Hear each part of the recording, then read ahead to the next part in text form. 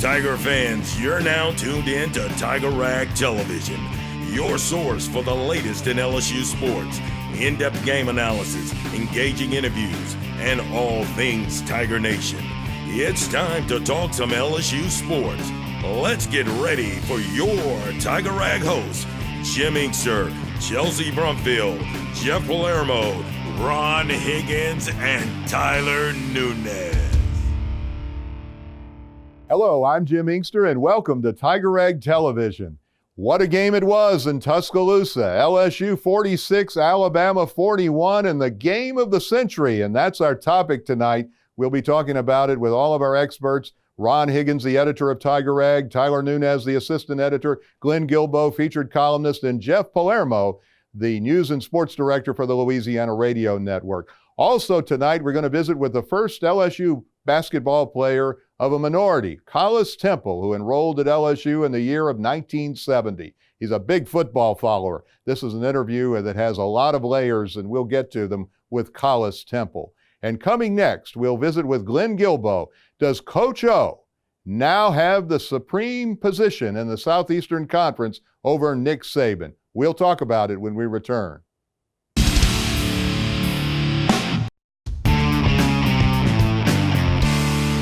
I'm Jim Inkster, and we're talking in the crossfire with the Twin G, Glenn Guilbeau, the man from the USA Network, who's a featured columnist for Tiger Rag magazine. And it was a game for the ages Saturday in Tuscaloosa, and this time LSU won. The last game of the century, LSU won that one too, but as we know, there were 8 losses sandwiched between. And Glenn Guilbeau, this was a big, big win in so many ways, but is it a harbinger to come? Does it mean that Coach O is now supreme? Or is that guy Saban just going to take this and come back and take care of business for the next 8 times? You know, Ivan Mizell, great writer, went to Alabama from Mobile. He wrote yesterday, the day after the game, that it could signal the end of the Saban dynasty. And Ivan is just a great writer and smart person, put on the whole college football documentaries. But I don't agree with that. They said that about Saban a few years ago, and then he hired Lane Kiffin and turned everything around. I think he's still pretty good. He's having, and I said this before the game, I mean, this is not one of his better defenses. He's had some injuries. He's played some young guys. He's always recruited well. I think he'll be back. But as Ron Higgins also said, LSU's going to be back too. I mean, Ed is putting together the best 2 recruiting classes, 2019 and 2020, that they've had since Saban in 03-04. And if one of the quarterbacks in those classes, or Miles Brennan, or a new quarterback, that's what they need. They got to make sure they keep getting good quarterbacks in. But everything else is great. I mean, I see LSU being a power. And Saban loses Tua, and he played gallantly, 418 yards passing.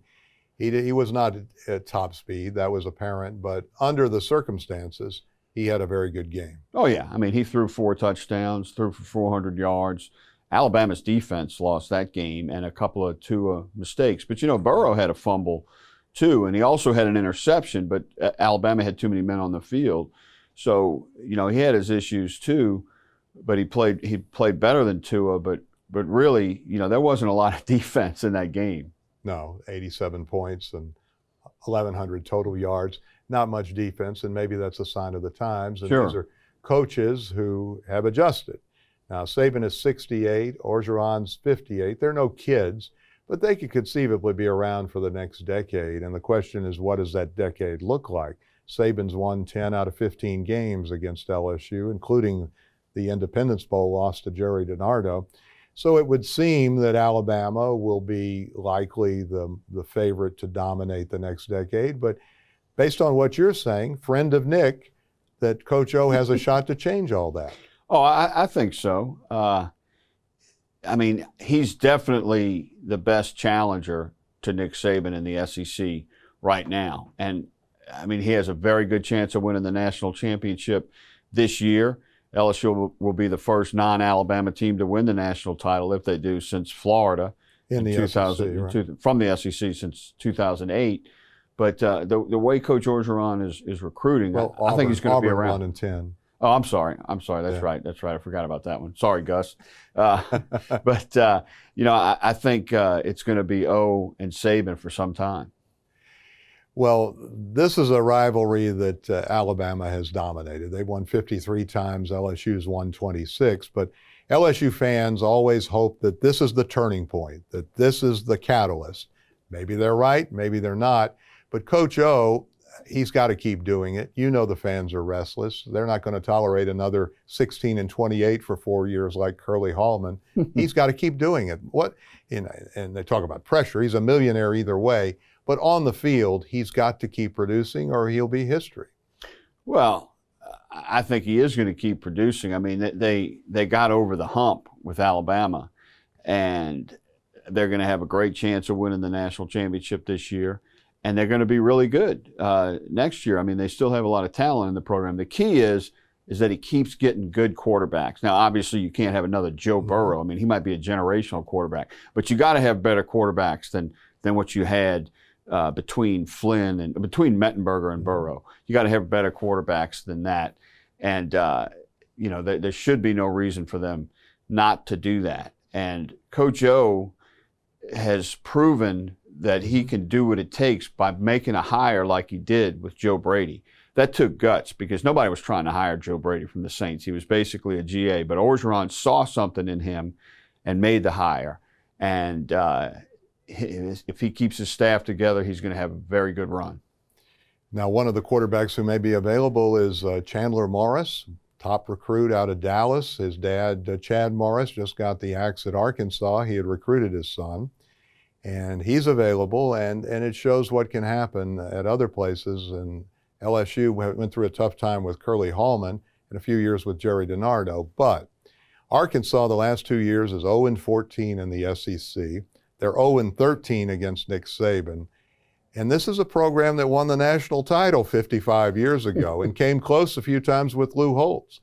What in the world has happened in Fayetteville, Arkansas, Glenn Guilbeau? Well, it's funny you mentioned Chandler Morris because the way LSU's offense has been going this year, you'd think there'd be a great senior quarterback out there in high school who would say, man, I want to go play for them. So usually recruiting's done 2 years in advance and all this, but it seems like LSU could attract somebody for this offense.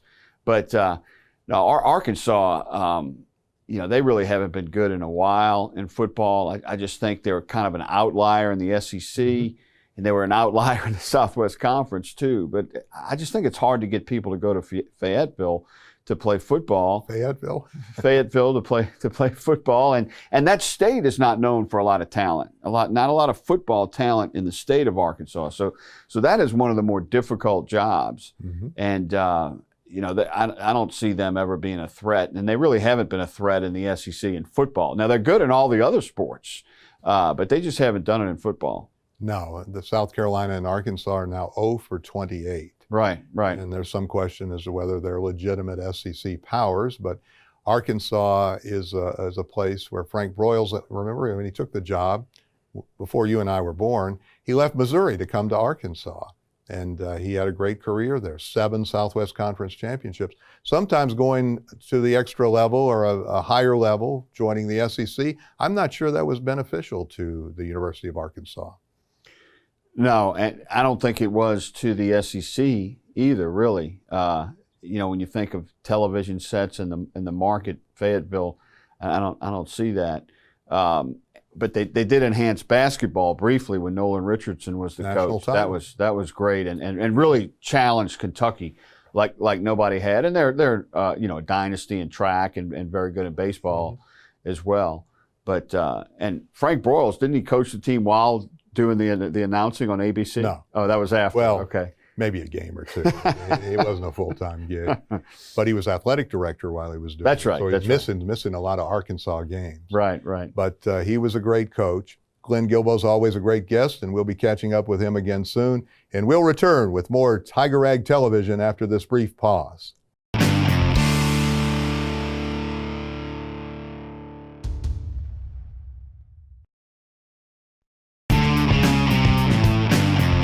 Hello, everyone. Jeff Palermo, News and Sports Director of Louisiana Radio Network. We are back on Tiger Rag Television. Tiger Rag Six Pack. 6 hot-button questions for Tiger Rag editor Ron Higgins and assistant editor Tyler Nunez. Question number 1 for you guys. LSU's win over Alabama on Saturday. Is this the beginning of a win streak against the Crimson Tide for the Fighting Tigers, or was this one win and now Alabama dominates the series for the next few years? Well, as far as I can tell, Nick Saban's still breathing. So, yeah, I don't think this is the start of a win streak. People have a tendency to just go overboard when they beat Alabama and they think Alabama's going right down the drain. As long as Nick Saban's there, they're not going anywhere. And they're going to be very hotly contested games from now on because LSU has that offense. I can see a string of LSU-Alabama games like this because Orgeron has stepped up his recruiting.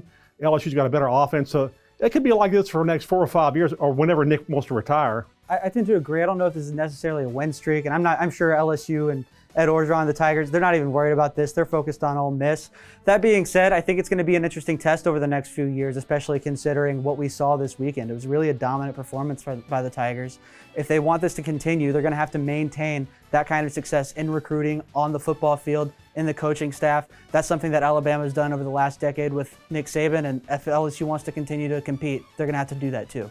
All right, question number 2 in the Tiger Rag 6-pack. Will LSU face Alabama in the playoffs? Right now, I'm going to say no, but that's a very tentative no. I think a lot of things can happen if Ohio State loses, if Minnesota loses a game, if other teams kind of lose and things don't go their way. Alabama can definitely sneak and backdoor their way into the college football playoff. Back in the BCS era, they did it with a national championship game when there were only 2 teams. If they've done it in the college football playoff era already, they can definitely find a way in the playoffs. But right now, as things stand, if the teams in front of them continue to win out, I think that right now they're on the outside looking in. Go back to the SEC championship game day of 2007. You got Les Miles saying, "Have a nice day," after he says he's not going to go to Michigan. And then LSU, which looks out of the national championship game, all hell breaks loose that day. 3 or 4 teams lose. LSU's in the title game after losing to Arkansas in overtime, the last regular season game. And LSU wins the national championship. Should Alabama get in this year? Honestly, with that schedule, are you kidding me? But, it's Alabama, and a lot of times they just get preferential treatment because they're Alabama. I don't think they should be in it, but again, a lot of teams could lose to get them in it. You never know. Maybe there's Alabama fatigue within the College Football Playoff Committee, too. Question number 3 for the Tiger Rag 6-pack. Is LSU's defense good enough to win a national championship after giving up 41 points to the Crimson Tide? You look late in the game and they were still giving up points, but again, you're dealing with Tua Tagovailoa, and the guy can throw darts if you let him do it all day. I'd say right now, the way this game is played in college and the way LSU outscores people and they just don't really care who's scoring on them, yeah, I think they could win a national championship with this team. I mean, they gave up 31 in the second half to Texas and never trailed. I think they gave up, 28 in the second half against Alabama and never trailed because you got Joe Burrow. As long as you got Joe Burrow, your defense can give up a lot of points and LSU can still win games. Yeah, LSU's defense has taken the Tigers this far. I think that they can take them all the way. I think that some of the mistakes on defense, some of them were coaching errors. You look at what happened to Derek Stingley. That wasn't his fault at all. I mean, the pass went over the top of him when he was looking over at the sideline, looking for direction when he was supposed to. And Ed Orgeron took responsibility for that, and that's going to be fixed in the future. But I think this defense as a whole, athletically, is good enough to get stops when necessary, to force turnovers when necessary. Look at that turnover, that interception by Patrick Queen at the second half. That completely changes the scope of the game. It gave LSU all the control going in the second half, and it gave the offense a huge cushion to work with. And I think that if they can continue to play like that, this LSU team has a long way to go. Question number 4 for the Tiger Rag 6-pack. What is Ed Orgeron's best attribute as a head coach? Tyler? I think it's his ability to find coaches that have strengths where he has weaknesses. I think he tried to micromanage a lot whenever he was at Ole Miss, and it had disastrous effects on his career. He obviously got fired and kind of bounced around as an assistant head coach from there. I think he found out that if he wanted to be a head coach again, he would have to find guys that were good at what he's not good at. And that involves admitting to yourself that you're not that good at some things. And I think he's done a great job with his assistants. Look at the hire of Joe Brady. He knew they needed a spread offense. He went out and found a guy who could implement that offense. He's kept Dave Aranda on staff. I think that finding a coaching staff that can surround him with strengths where he has weaknesses has led to huge success for LSU.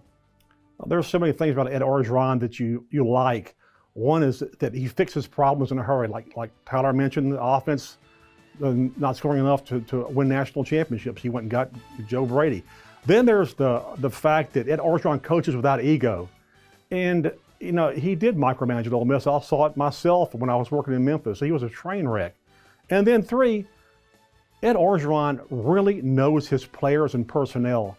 And not just on the field, he knows everything about them. Ed Orgeron is such a good recruiter. He gets to know their families, everybody. And he has a personal touch that's hard to match.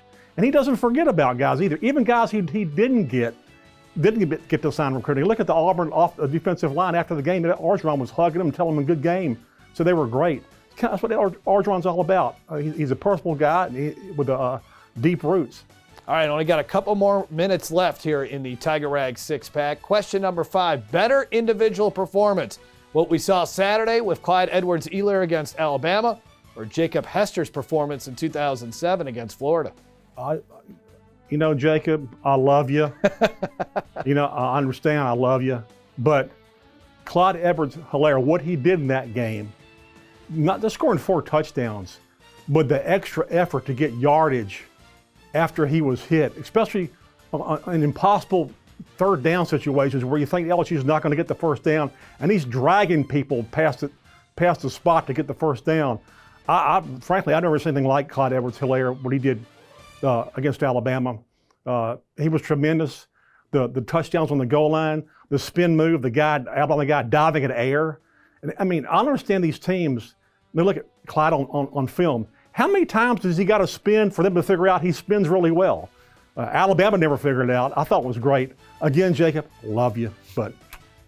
Yeah, it looked like Clyde was abusing the circle button in a game of Madden. He looked phenomenal out there with that spin move and evading defenders. It was a complete game performance and one that not a lot of people saw. I'm going with Clyde too. It might be recency bias though. All right, final question for the Tiger Rag 6-pack. Mike Leach, do you think he's a good fit at Arkansas? Should the Razorbacks go after him? I think the Razorbacks should go after him. I'm not sure Mike Leach should take that job. It's kind of a train wreck up there right now. Really, really tough job to take on right now. So I'm going to say Mike Leach. I know you want to coach in the SEC, but maybe back off this one. The only reason he's a good fit is because it's near a recruiting area where Mike Leach once recruited in Texas. And his offense is wide open. I know Arkansas was supposed to be, but there's something about Mike Leach. He can be a little bit abrasive. He's a little crazy, and yeah, he likes pirates and all that crazy stuff. But the guy is a passing whiz. That's the way the game is played now. He knows where all the recruits are in Texas, and he might be able to get in Oklahoma. Yeah, you could do worse than Mike Leach. I could see him going to Arkansas. It's a hard place to recruit to, but he could do it. Seems like Arkansas needs something to get that program off the ground. It is a bottom basement team, maybe one of the worst teams the SEC has ever seen, at least in the last 20, 30 years. That does it for the Tiger Rag 6-pack. We'll have more of Tiger Rag Television when we come back.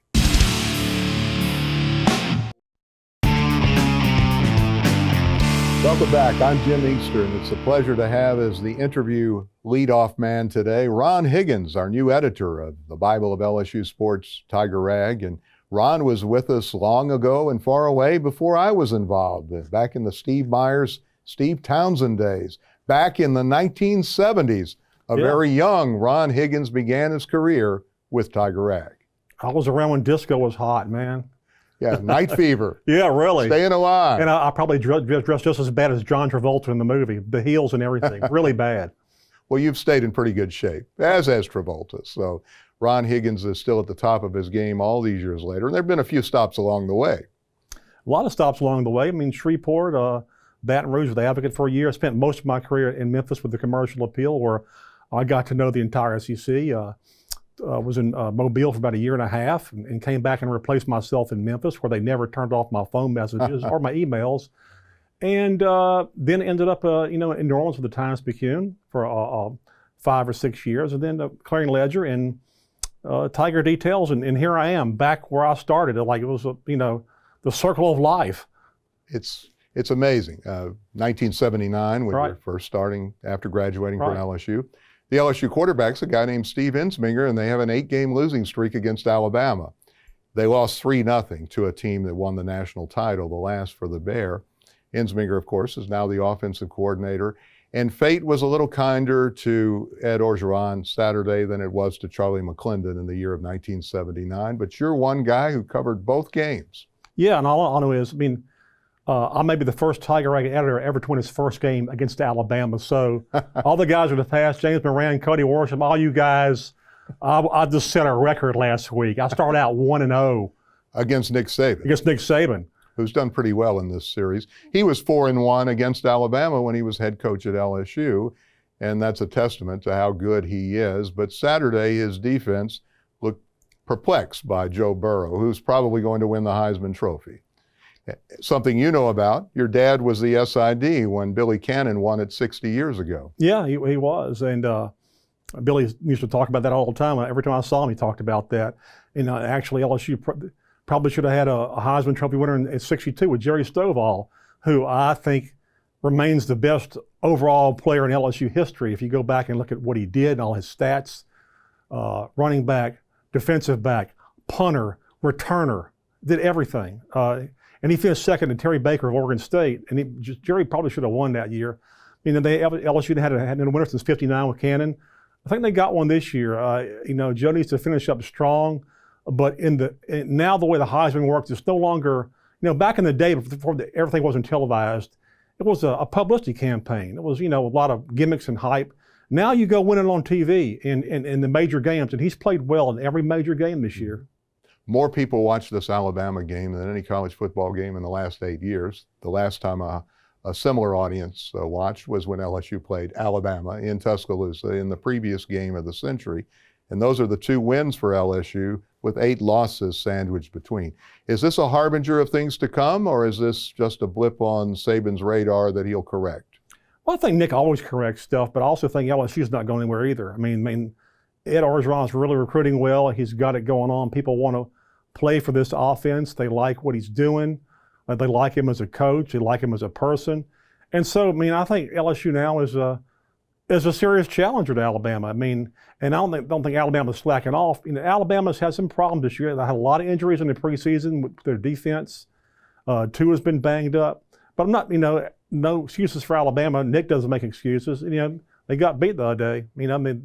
And he'll tell you probably the better team won. Ed Orgeron certainly thought the better team won. You and I are old enough to remember, Ron, when Ole Miss was the biggest game on the schedule. It's not any longer, but it's still a big rivalry. And timing is everything. For years, when Charlie McClendon was coach, LSU had all kinds of problems with Mississippi State, primarily because the game came after the Alabama game. Ole Miss is positioned well, the game's at Oxford. Any chance of a surprise this weekend? Well, Ole Miss was always that fly in the ointment type deal, just a history. But honestly, LSU's first in the league in passing offense. Ole Miss is last in passing defense, and Ole Miss is one-dimensional offensively. LSU could come out a little bit unfocused in the beginning and get it going, or they come out on fire and just blow the doors off. You never know what you're going to get. But in this series, you really never know what you're going to get. There's been so many crazy things happen.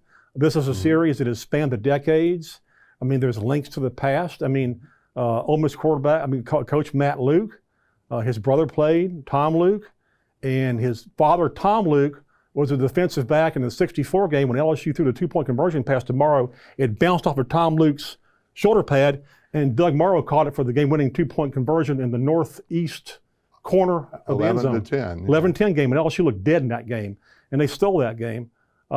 So many games, series like that. And the fascinating thing to me is when I worked in Memphis, I got to know the Ole Miss people. I got to see a different side of it. And one of the most fascinating days I ever spent was at Johnny Vaught's house, and just talking LSU Ole Miss with him. And he was fabulous. He was sharp. This is great to talk to. I said, all those years you played the game most of the time in Baton Rouge. I said, why?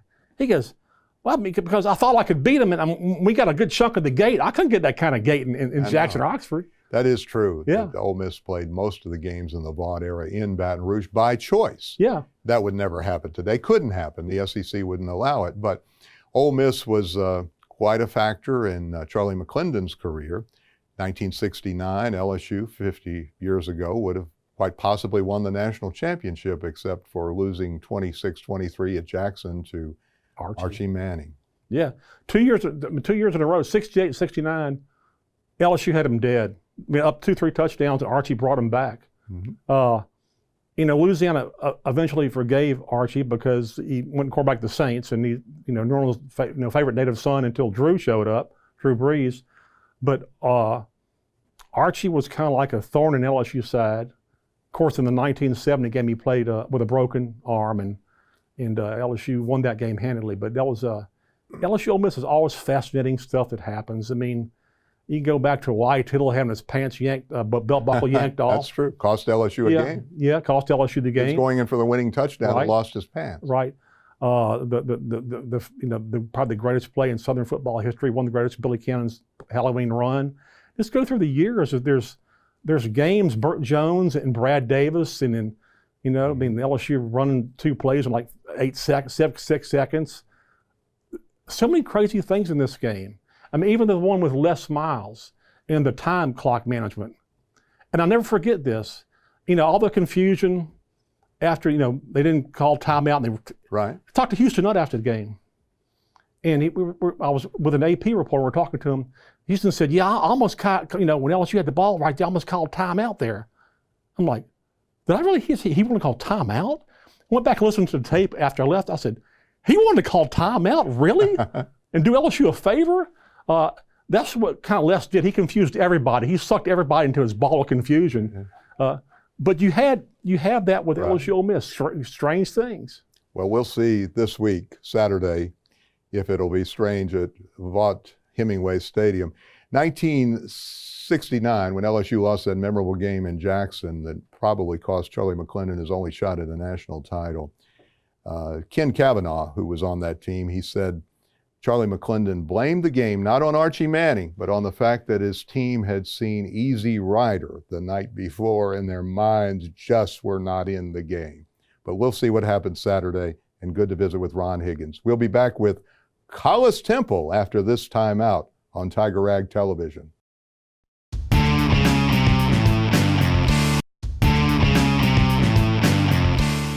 I'm Jim Inkster, and our interview segment continues with Collis Temple, one of the most famous names in LSU basketball history and a member of the LSU Athletic Hall of Fame, an honor that has been accorded to him, but not to Pete Maravich.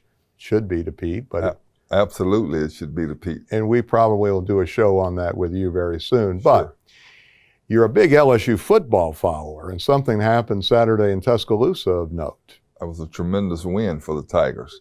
I think, in real time, the number 1 team won, and the number 1 athletic director and Scott Woodard won.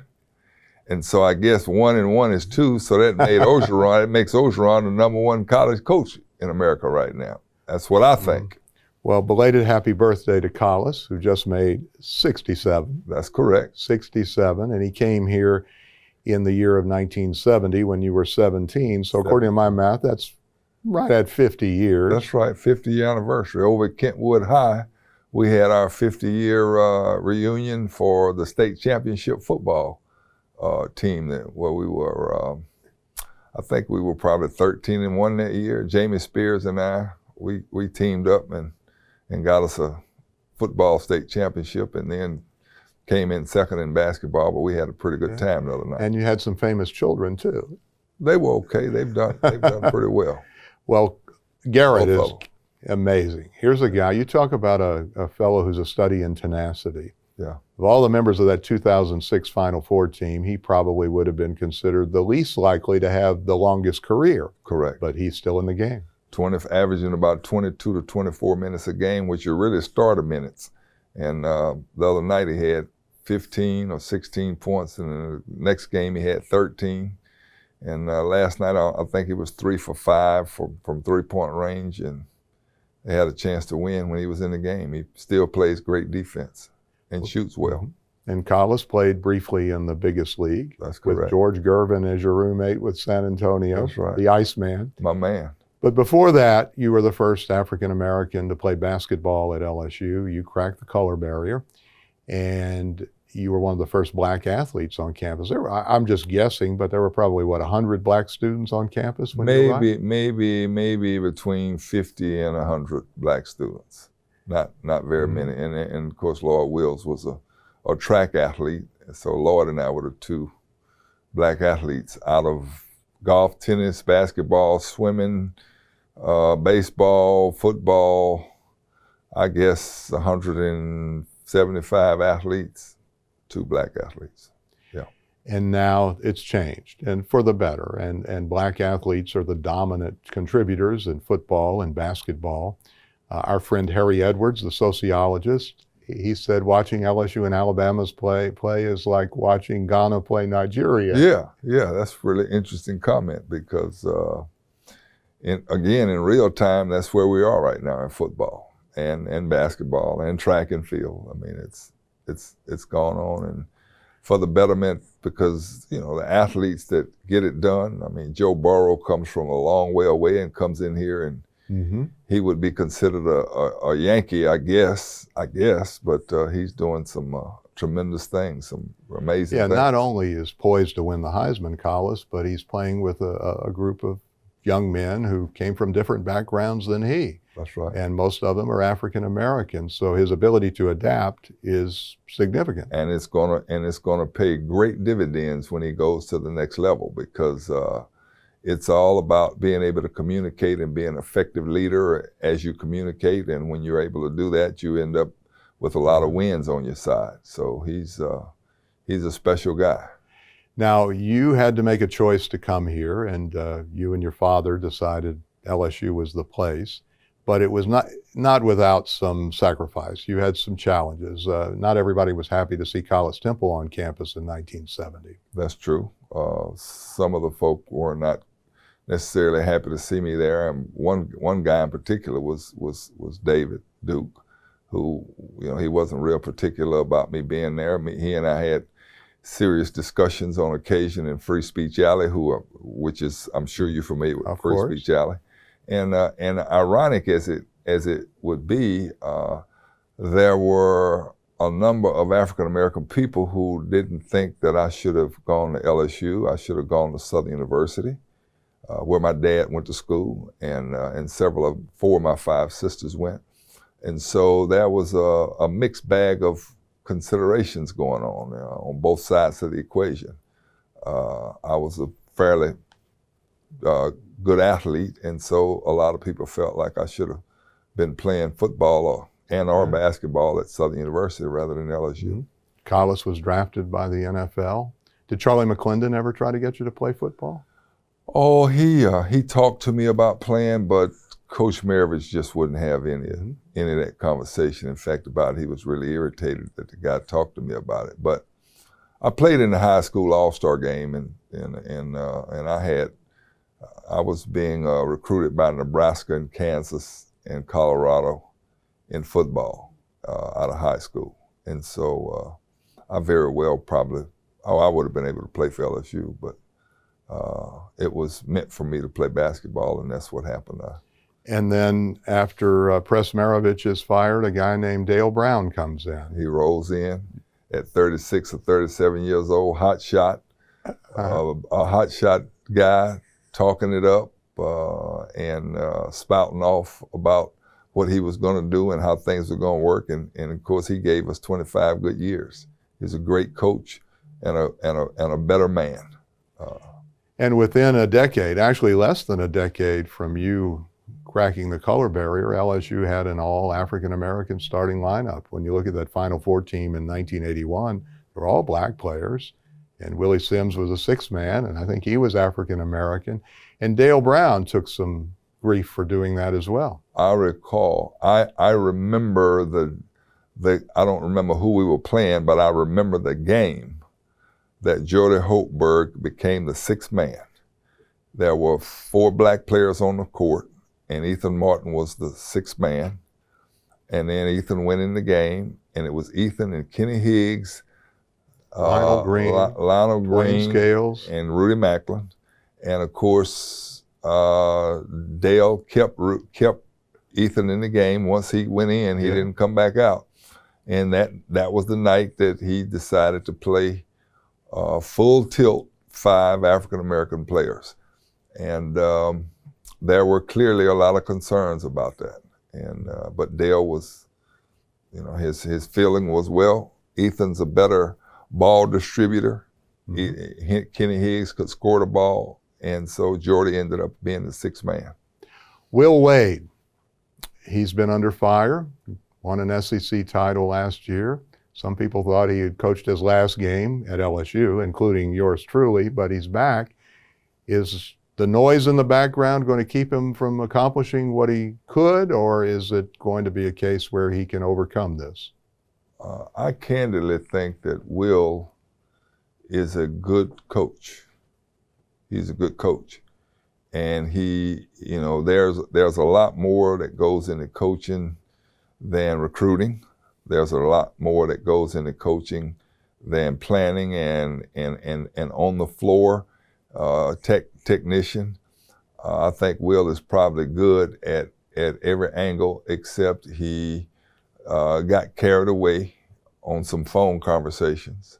And I think that those things hurt him. Obviously they did, caused him a lot of stressors. And of course, he looks like he may bounce back. So we'll find out. But I think he's a pretty good basketball coach. He's on the cover of the November issue of Tiger Rag, which is the basketball issue. And not many coaches would revel in being called American Gangster, but that's his nickname. Yeah. He's smiling. Yeah, that's what I think he took the title away from Bruce Pearl. He's still around too. Yeah, he is in Auburn. A good coach, very good coach. Well, Collis mentioned Scott Woodward, and for those who are unaware, Collis was pushing for him to be the athletic director for a long time. And it happened, and what do you think? I think we have one of the finest athletic directors in the country, to say the least.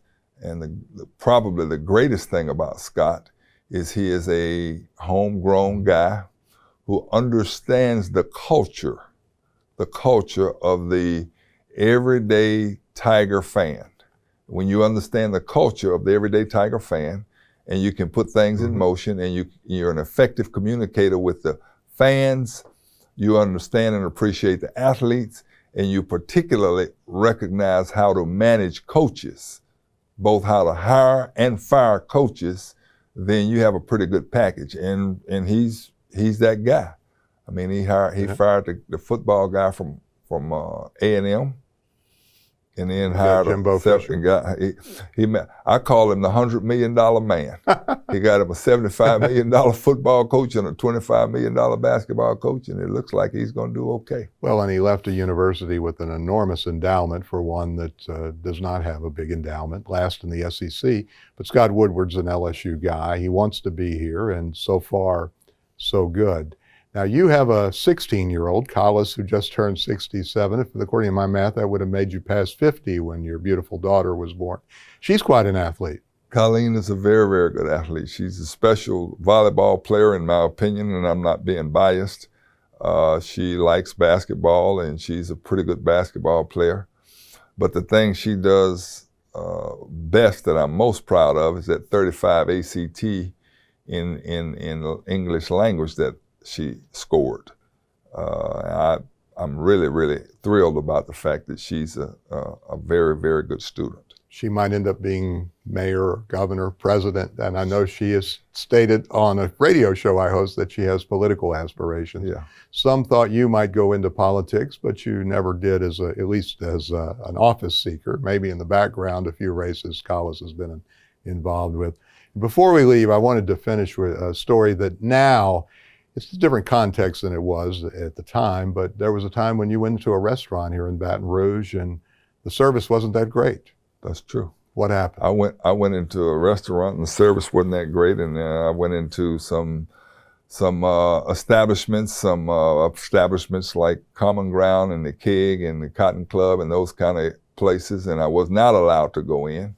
And of course, I went to this one establishment, and I was asked to leave after I made an order. And I was, they talked about, they gave some derogatory, We don't serve. terms. We don't serve the N-word. And I said, I understand. I appreciate that. I don't eat N's, and I didn't order an N. I ordered a po' boy. And so, they were a little bit irritated, and I understand why, and it's because I was a smart aleck guy. And so I was asked to leave for sure, and I ended up leaving, but that was fine too. Well, it's turned out okay. There have been more good times than bad. That's correct. Collis Temple, I'm sure, will be with us again very soon if we have our way. Thank you, Collis, for being with us. Glad to be with you. We'll be back after this brief timeout with more Tiger Rag Television.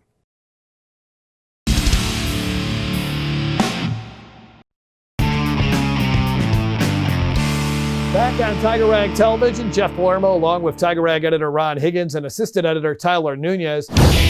Predictions. Time to take a look at this weekend's action in the Southeastern Conference. A few good games to look at. Let's start off with South Carolina against A&M. The Aggies are a 10.5-point favorite. Ron, who do you like? Well, South Carolina lost to Appalachian State last week. Yes, Appalachian State. No disrespect to Appalachian State, but South Carolina should not be losing to Appalachian State. This is kind of like a desperation versus perspiration game. A&M hasn't been tearing up this year. I like A&M in this one. I just don't think Carolina can get its act together. No love for the Sun Belt Conference here. I also think that A&M's probably going to win this game. I do think South Carolina keeps it closer than 10.5 points. I think it's going to be a little bit more of a close game than that, but I do think A&M is a much better team top to bottom. Alabama has to go to Starkville. Crimson Tide, a 21.5-point favorite. Tyler, does Alabama have any kind of a hangover from the loss to L.S.U.? If I know Nick Saban, he doesn't do hangovers. I think that this team is going to come in there angry against a divisional rival, and they're just going to stomp Mississippi State. No offense to Joe Moorhead or what he's doing there. I know he's trying his best, but Alabama still Alabama. Mississippi State still Mississippi State. I think Alabama wins this one and covers easy.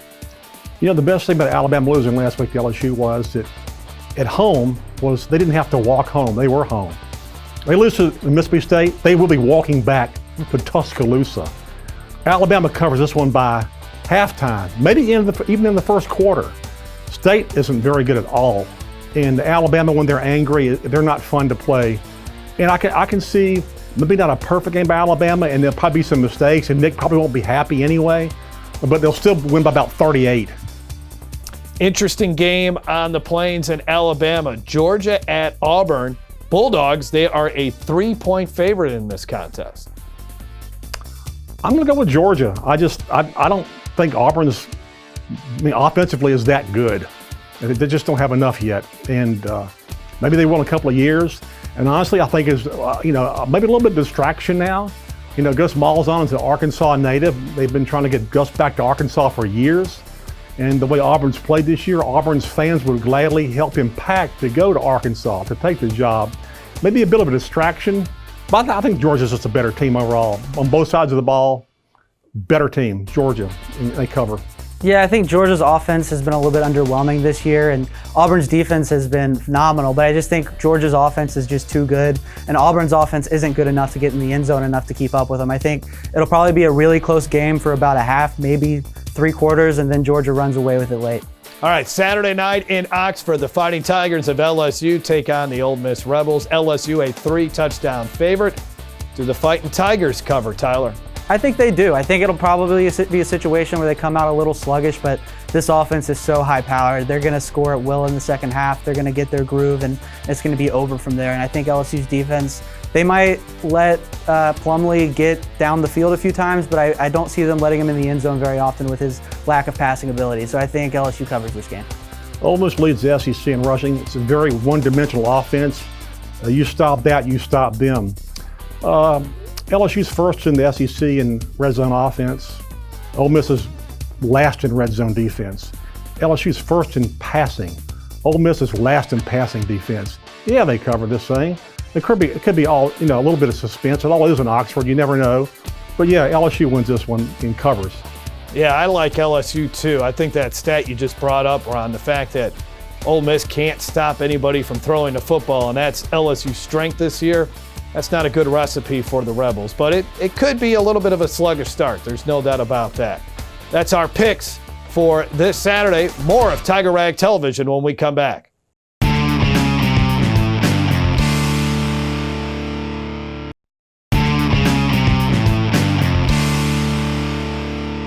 Thanks for joining us this week for Tiger Rag Television. We'll be back next week, same time, same place, and Chelsea Brumfield returns. And we'll be talking about LSU's game against Ole Miss. The Fighting Tigers are probably on their way to being 10-0, and we'll keep you posted every step of the way on what could be a historic year not only for quarterback Joe Burrow, but for Coach Ed O, who's trying to win LSU's first national championship in 11 years. We're back next week. Be with us.